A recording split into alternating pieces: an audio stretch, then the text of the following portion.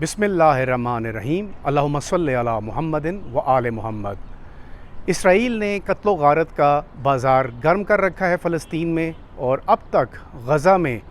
जिस तरह इसराइल आए रोज़ मासूम फ़लस्तीनियों की जान ले रहा है, साथ ही साथ उसने एक नया प्लान तरतीब दिया है। अब आए रोज़ उनको बमबारी से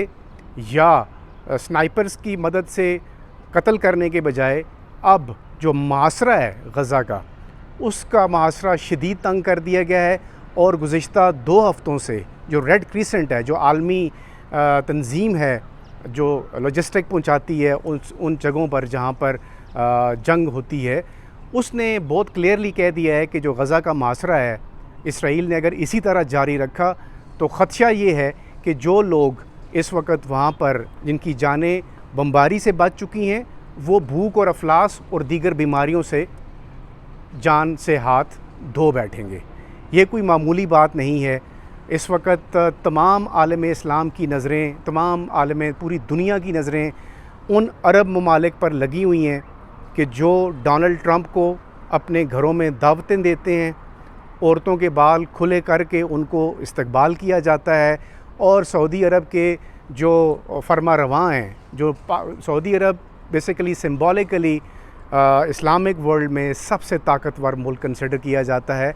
तो उसके जो शहज़ादे हैं, शहज़ादा सुलेमान, उनको बाकायदा तौर पर खड़ा करने का इशारा करता है कि जॉनी स्टैंड अप। वो उनको प्यार से इस नाम से पुकारता है और खड़ा करता है, और फिर तालियां बजती हैं। फिर इसी तरह उसका पुरतबाक इस्तकबाल सिर्फ सऊदी अरेबिया में नहीं, गल्फ़ के दीगर कंट्रीज़ में जहाँ जहाँ वो तशरीफ़ ले गए डोनाल्ड ट्रंप साहब, वहाँ पर उनको भरपूर तरीके से उनका इस्तकबाल किया गया। हम एक तरफ तो जो इसराइल की इस जारहाना किस्म की पॉलिसी की मज़म्मत करते हैं, एक तरफ तो इंटरनेशनल कोर्ट ऑफ जस्टिस में ये केस जाता है, और इंटरनेशनल कोर्ट ऑफ जस्टिस जो आलमी अदालत है जो दुनिया के फ़ैसले करती है, वो बारहा ये कहती है कि इसराइल ये जेनोसाइडल कैंपेन, जो नस्ल कुशी की एक कैंपेन इसराइल ने लॉन्च की हुई है अमेरिका की मदद से, उसको फौरी तौर पर बंद करे, मगर कोई बंद नहीं कर सकता। पाकिस्तान और भारत के दरमियान बारहा मिसालें दे चुका हूँ। सिर्फ 3 दिन की मुख्तसर जंग थी, तो सिर्फ अमेरिका की एक टेलीफोन कॉल के ऊपर दोनों मुल्कों ने, पाकिस्तान ने भी और भारत ने भी सीज़ फायर कर दिया। अब वही सवाल है बारहा कि जो अरब ममालिक हैं, वो इराक़ में समिट भी था, आज ये समिट कंक्लूड हुआ है, और इराक़ जैसे तबाह हाल मुल्क ने $40 मिलियन जो है गज़ा के मुसलमानों के लिए इमदाद का ऐलान तो कर दिया है। लेकिन उसी अरब समिट में, इस अरब समिट से मुराद ये है कि ये तमाम दुनिया के जितने भी अरब ममालिक थे, उनका एक इज्तिमाई इजलास था जो इराक़ में बगदाद में मुनक्किद हुआ, और उसमें बहुत सारे फ़ैसले किए गए। नाम नेहाद फ़ैसले में कहूँगा कि सिर्फ़ वो फ़ैसलों की हद तक ही हैं, उनके ऊपर अमल दरामद अभी तक नहीं हो सका। दुनिया पूरी एक तरफ, अमेरिका और उसकी नाजायज़ औलाद एक तरफ, इसराइल को कोई बाज़ रखने में कामयाब अभी तक नहीं हो सका। तो जब ये सूरत हाल होगी और रेड क्रिसेंट जैसा इदारा और यूएन जैसा इदारा बारहा ये बात कर रहा है कि अगर फौरी तौर पर मुदाखलत ना की गई और इसराइल को ना रोका गया, और ये मासरा जो चारों तरफ से है, जो सीज है, इसको ख़त्म ना किया गया,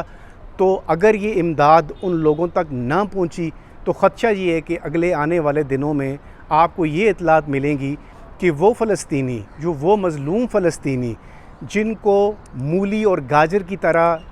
रोज़ाना की बुनियाद पर काटा जाता है,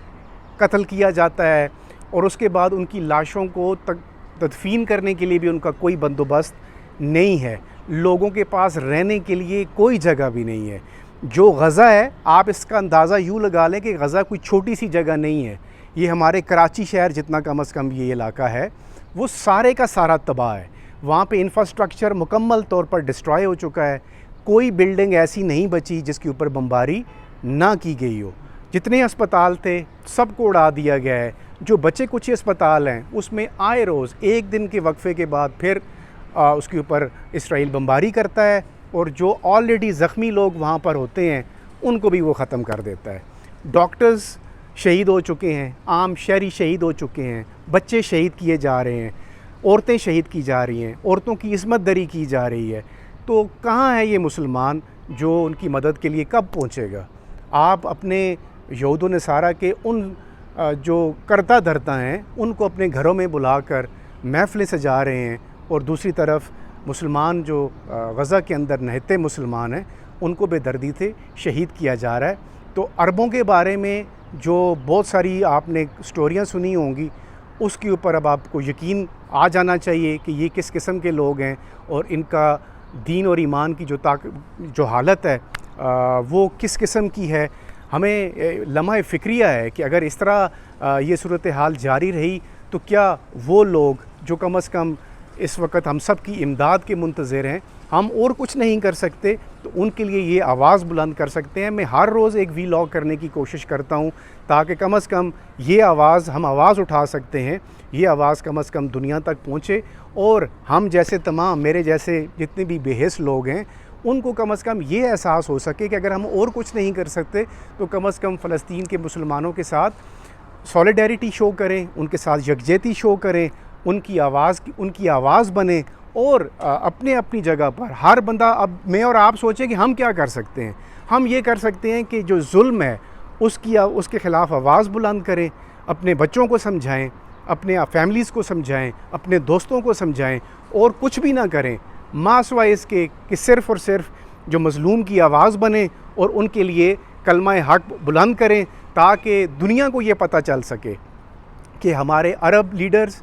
और किस तरह यहूदियों के साथ उनका गठजोड़ है, और एक तरफ खून की होली खेली जा रही है और दूसरी तरफ यहाँ पर अय्याशी का बाज़ार गर्म है।